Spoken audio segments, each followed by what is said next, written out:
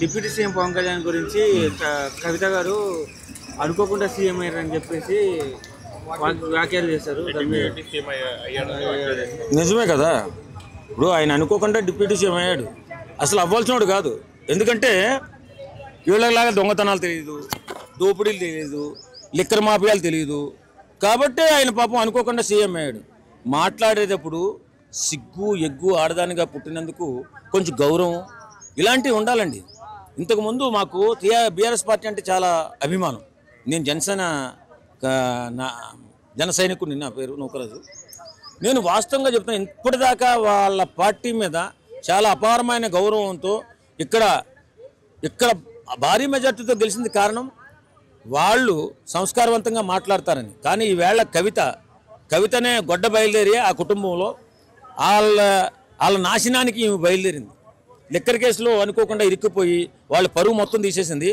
ఈవేళ పవన్ కళ్యాణ్ గారిని ఆ మాటని వాళ్ళ గొయ్యి వాళ్లే తవ్వుకున్నారు. వాస్తవంగా ఇప్పటికే భూమి మీద ఉంది బీఆర్ఎస్ పార్టీ. ఇప్పుడు అందులో పాతేయడానికి ప్రయత్నిస్తుంది కవిత. కాకపోతే పవన్ కళ్యాణ్ లాంటి వ్యక్తిని అలాంటి మాట అంటదండి? 10 సంవత్సరాలు పోరాటం చేస్తే వచ్చిన గెలుపుని ఆ మాట అంటదా? ఇవాళ వచ్చిందా? మీ నాన్న సీఎం అయితే మీ అందరికి వచ్చిన పదవులు అవి మిమ్మల్ని మీరు అనుకోవాలి. కానీ పవన్ కళ్యాణ్ గారు 10 సంవత్సరాలు సొంత డబ్బుతో పార్టీని నడిపి ఎంతోమంది పేదలకు కోట్ల రూపాయలు ఇచ్చిన దేవుణ్ణి నువ్వు ఆ మాట అంటావా? అంటే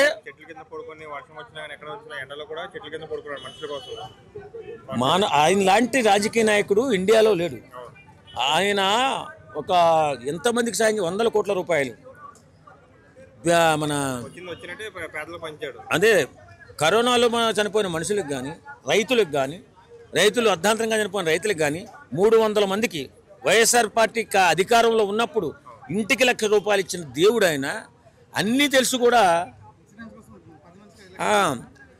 తెలుసు కూడా ఇన్సూరెన్సు కార్యకర్త ఎవరైనా చనిపోతే 5 లక్షల రూపాయలు ఇన్సూరెన్స్ అతని చేతుల మీదకి ఇస్తున్నటువంటి మహానుభావుడు అయినా ఆయన్ని అనుకోకుండా సీఎం అయ్యాడా? సిగ్గుందా అసలు ఆమె బతుకి?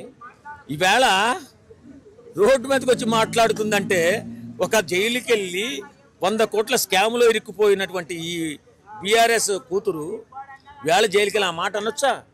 ఎవరినైనా అనుకో రాజకీయ నాయకుడిని, కానీ పవన్ కళ్యాణ్ గారిని అనొచ్చా? నువ్వు పతనం చేసేస్తున్నావు బీఆర్ఎస్ పార్టీని, గుర్తుంచుకో. నువ్వు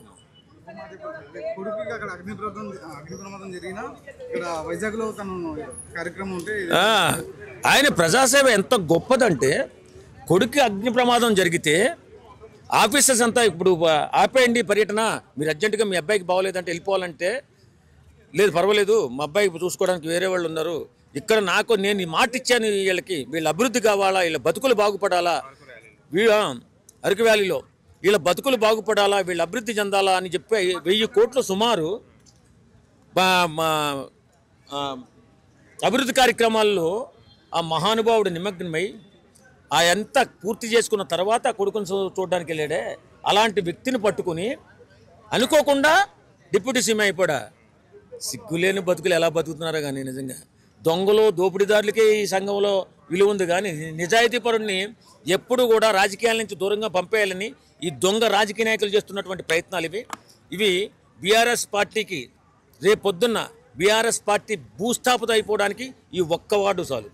10 సంవత్సరాలు ఆయన ఎనలేని పోరాటం చేసి వేళ డిప్యూటీ సీఎం అయితే ఇప్పటికీ కూడా ఆయన్ని క్యారెక్టర్ అసాసినేషన్ చేసి ఆయన రాజకీయాల్లో లేకుండా, ఇలాంటి గొప్ప వ్యక్తులు రాజకీయాల్లో ఉండకూడదు, ఇలాంటి మహానుభావులు రాజకీయాల్లో ఉండకూడదు, దొంగలు దోపిడీదారులు ఉండాలని ఈ నీచ సంస్కారం ఉన్నటువంటి ఇలాంటి మనుషులు ఇండైరెక్ట్గా చెప్పారు. వాళ్ళు పతనం అయిపోతున్నారు, తప్పులేదు, అయిపోయింది. ఇప్పుడు దాకా బీఆర్ఎస్ పార్టీ కోసం పోరాడి 10 సంవత్సరాలు ఉద్యోగం ఇచ్చిన వాళ్ళకి ఇప్పుడు మాత్రం ఇంకా ఊరుకునేది లేదు, సహించేది లేదు. బీఆర్ఎస్ పార్టీ ఎలా మనం కూడా సాగిస్తుందో చూద్దాం.